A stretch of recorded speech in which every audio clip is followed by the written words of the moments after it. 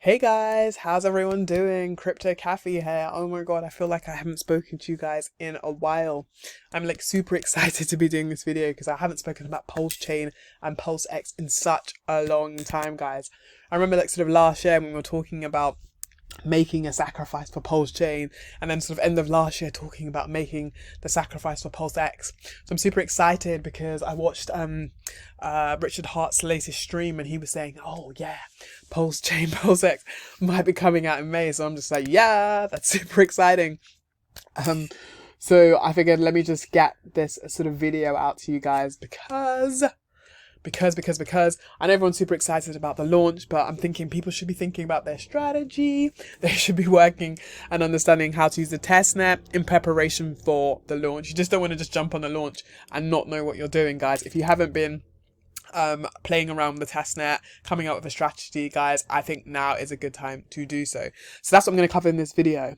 Just want to highlight that I am a crypto lover and I'm not a financial advisor, so please do your own research, guys. So like I was saying, in this video, I'm going to take you through the testnet and talk a bit about my strategy. Guys, I'm so excited. We're so close to launch. So let's get to it. So I'm here, you can see I'm really on Richard Hart's Twitter. This is where I get all of my links. I don't really like going to links in someone's videos, but I'm going to leave all my links that I use in the video.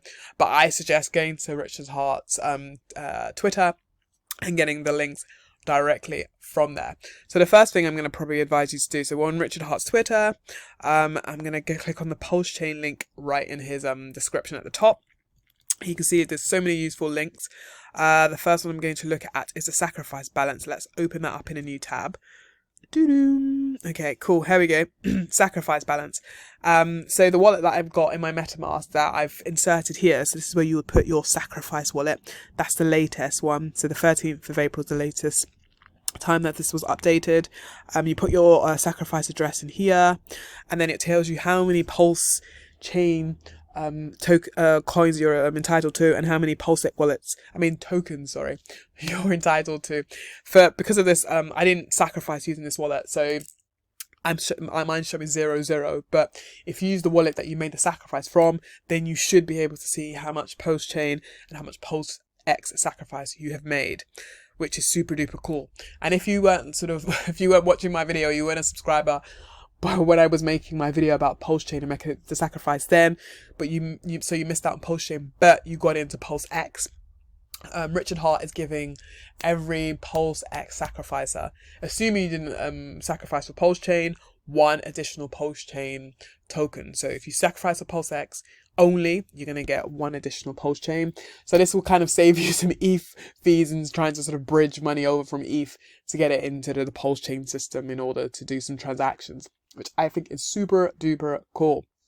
Okay, guys, super. So once you know how much you sacrificed and you're happy with the numbers, then we can move on to the next step. If you're not, there's a report a missing sacrifice. And then you can just kind of report it there. So the next thing to do is get set up for using the testnet. And what you need to do is, if you don't have already, is download a MetaMask wallet. Well, I suspect because if you made a sacrifice, you should have a MetaMask wallet. But if you don't, get one downloaded. And you're going to add the test network. So if we go back here, this is the link that I took from Richard Hart's website. You can see here's all the network details here at the top, which you're going to have to put in.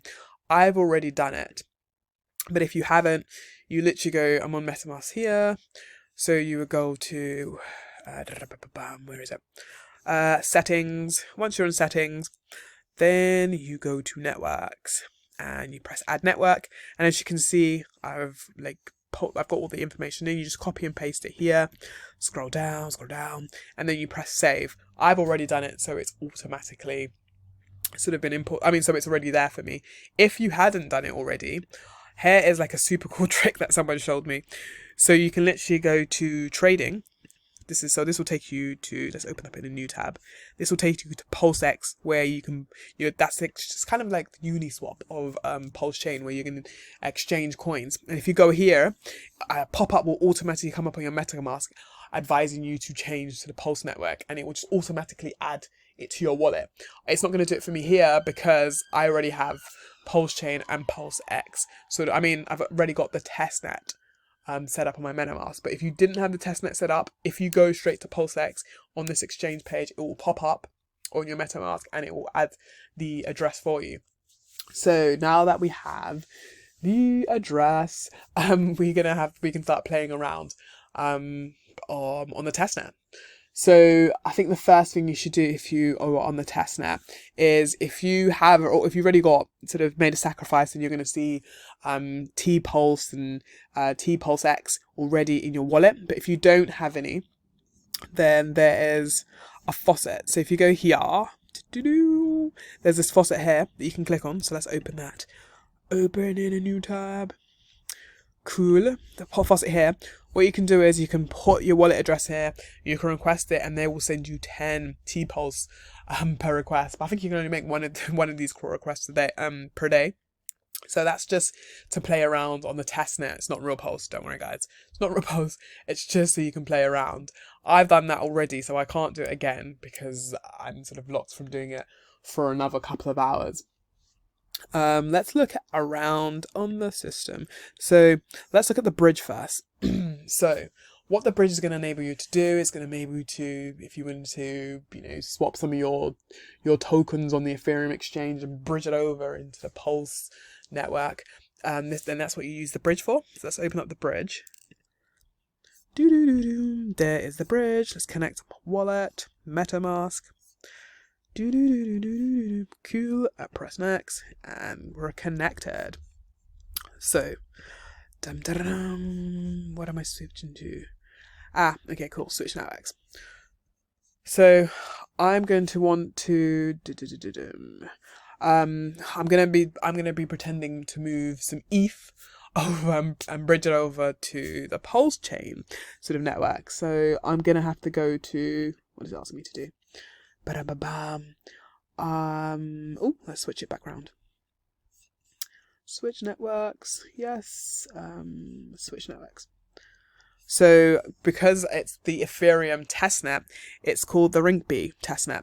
So you're gonna need some pretend ETH. Where's my Pulse?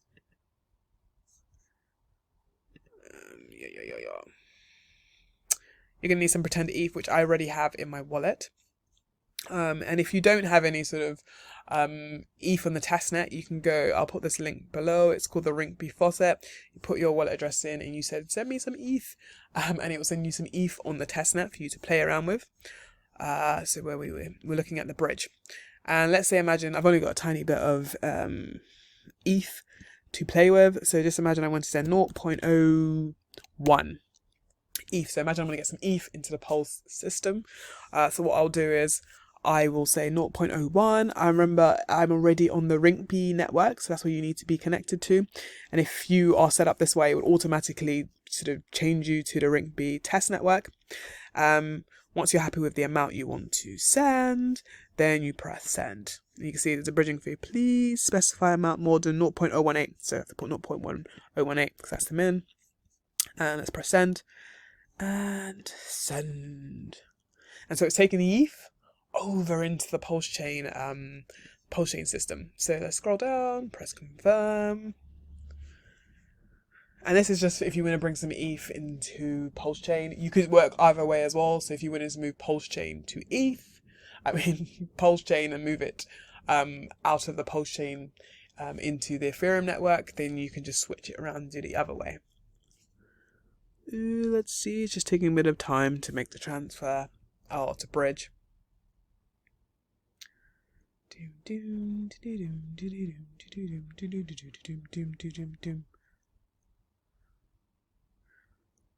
So let's see.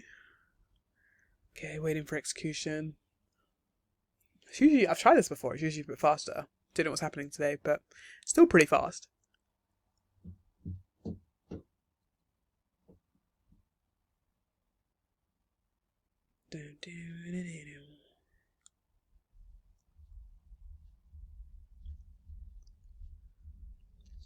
So I'm going to get my ETH from the Rinkeby, and it's going to come onto PulseChain as wrapped ETH on the PulseChain network. Cool. Transfer complete, so I can close it now, which is super duper cool. let's see, you can see up here the transaction. Ta-dam, all done. Nice. Let's go. Yep. And then if we go to the exchange, so I'm on the PulseX exchange, and so how you get there is you click on the trading link, and that will take you to PulseX, and it will be this app here. Then I should be able to see my ETH. It's not in my wallet yet, so I'm just going to import it. I understand. Let's see if it's come through. Oh, my wallet's not connected, so let's just connect the wallet so we can see that the transaction has gone through. Switch networks. I have to go back to the Pulse network to be able to see it. And you can see I've got 0.017982. So I've got my ETH from the ETH network even over to the PulseChain network. So I got my wrapped ETH there, and I can now do with it as I please. We go back to the bridge. Let's see if I can go back. Let's go back. So yep, there you go. Oh, cancel. If you want to do it the other way, where you want to send PulseChain, or you want to say T-Pulse, and you want to move it over to the Ethereum network, you could do the same thing using the same process, but this time starting on the PulseChain network as opposed to the Ring-B network, and then you'll receive it in the Ethereum network as sort of wrap Pulse. So that is the bridge. The bridge is useful, like I said, if you're bringing funds over to the PulseChain, or you want to take funds out of Pulse, the Pulse network, and you want to move it to Ethereum. Maybe you want to take some sort of cash out or something. Cool. So that is the bridge. The next thing you want to look at, let's look at PulseChain. So we here, the PulseChain. Which link should we use? The staking one. So the staking one will take us to open in a new tab. Take us to looking around the PulseChain network. Let's connect wallet. Next, connect. So we are now here. So with PulseChain, you could do so many things. With your PulseChain token, you can hodl it, which I'm going to do with part of my PulseChain allocation, and then parts of it I'm going to stake it. So let's look at the staking opportunities. Like you can see, I have no active stakes. So what I'm going to do is I'm going to look at the validators, and I think, as I understand it, the top 33 validators. There's only going to be 33 validators who you'll be able to stake with. So when you're looking at the validators to select or to choose, make sure you pick one that's in rotation. You want to, avoid ones that have misdemeanors or felonies, and then you want to look at their revenue share, because that sort of determines how much of the revenue they're going to share with you. So let's scroll down. You can see there's pages of it. So I think it's the top 33 who, let's see, back to page 1. 33 of them who you can actually stake with, and who are actually going to be validators for the PulseChain. So let's pick this person here. And then to stake, you literally have to, I clicked on it, press the plus button, and then I don't have a lot of T-Pulse, if any, actually. I don't even know if I have any. Oh, yep, I've got 9.9. I don't think that'll be enough for me to do, to stake with a validator. Because in order to stake with a validator, what you're going to need is a minimum of 0.01% of stake required. So if you look at the staking pool, it's got about, about 16 billion. So I'm going to need 0.01% of that as a minimum to stake in order to stake in that pool. So again, when you're looking at it, I can't stake because I've only got a tiny bit of T-Pulse. You're going to need much more T-Pulse to do that. So what you're going to have to do is, when you're deciding who to stake with, you're going to look at how much they've got in terms of total stake, because you can only stake with them if you are going to put the minimum, which is 0.01%. So that's another thing to look at. So you look at, if they're in a rotation, you don't want them to have misdemeanors. Look at their revenue share, but you also have to look at the total they have got staked, because in order to stake with them to get rewards, you need to be staking at least the minimum of 0.01% of the total they have staked. I can't stake for this purpose, but if I was going to, I would literally just pretend 9 and press confirm, and then I think I've watched a few sort of videos on this, and I think it takes maybe up to a couple of hours for it to sort of kick in.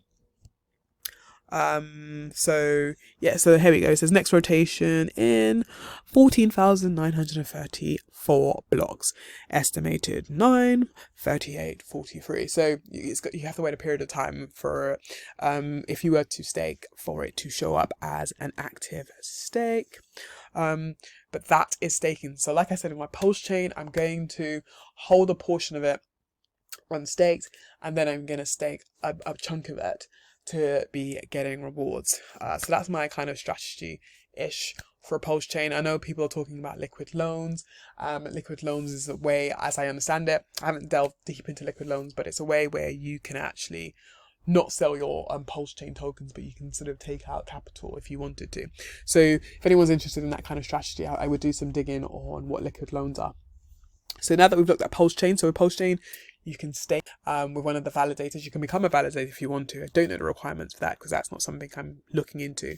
But definitely have a look around the PulseChain testnet to see if there is, just to find your way around, so that when mainnet comes, you know your way around. Super easy, and you know exactly what you're going to do. The next thing we're going to do now is look at PulseX. So we looked at it briefly when we were looking at the trading aspect. So let's click on it here. Open in a new tab. Cool. If we look at PulseX here, there's loads to do. I've already connected my wallet. If you haven't, then it's a good idea to connect your wallet. You can trade. So similar to if you've used Uniswap or PancakeSwap, you can actually trade. So I can change some of my Pulse. Let me just do 1.5 Pulse for a PulseX. And then I press swap. Confirm swap, then it's gonna approve my MetaMask. Confirm, close, and then as you would expect, just wait for the transaction. Ooh, that was super quick. I now have this transaction. I now have it I've now got some PLX. If you go here, you can see so much information. Like you can see the chart here, Pulse against PulseX. You can, as you would do on Uniswap, you can do, I never really touched these settings, but you can change the default settings if you like. You can, that's the recent transaction I've just done. So let me just close the chart. Let's see. When we did the transaction, you can see that what the liquidity provider's fee is. It's that amount here. We'll talk about liquidity in a minute. Yeah, and that's trading. Liquidity. So as you saw, every time you do a trade, a little portion of it goes to the liquidity provider. So I don't have any liquidity tokens or LP tokens yet, but I can get some. So let's say 1, 2, and I'm going to get some PulseX. Yeah, so you need they're going to, apportion the amount that you can have of both. They work out to be, if you look at the dollar value, they should be about the same. And then I have to enable PLX because I've never done, PulseX because I haven't done that yet. So let's do that. Confirm.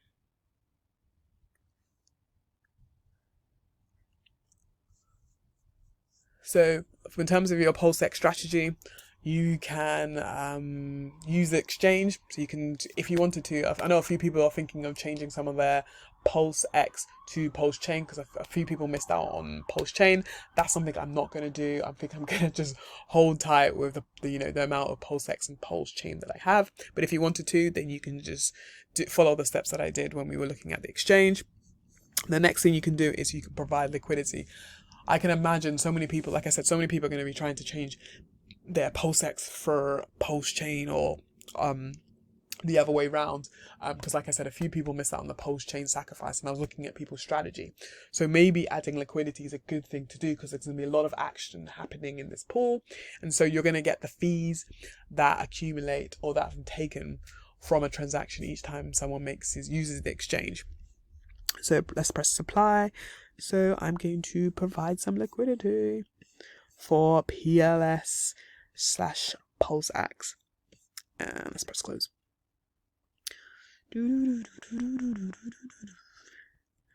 Coolio. Okay, so I should have some LP tokens now. And so that moves on to the next step. So the first one is you want to trade some of your PulseX for some PulseChain. I think a few people have that on their mind as something to do. I'm not going to do that. You can be a liquidity provider and accumulate fees, liquidity fees from the people exchanging their tokens. You've just seen me do that now. The next thing you could do is there's some farming. So we just bought some LP tokens by providing liquidity for PLX/PLS. So I can do that now. I can enable that farm. Let's see. Guys, if you're like paying attention to how small the fees are, you would be like uber excited about it. So I'm just enabling this farm so I can sort of farm my LP tokens. Let's see. It's taking a bit of time. Still pending. Oop, now we have that sorted. And then I can stake my LP. If I wanted to, so let's stake it. If you only have one, let's do one. I'm going to stake it. Tells you your potential ROI at current rate. Probably going to be super small because I'm only sort of staking one. Press confirm. Once you've confirmed. Now, okay, just waiting for it to confirm it's been submitted.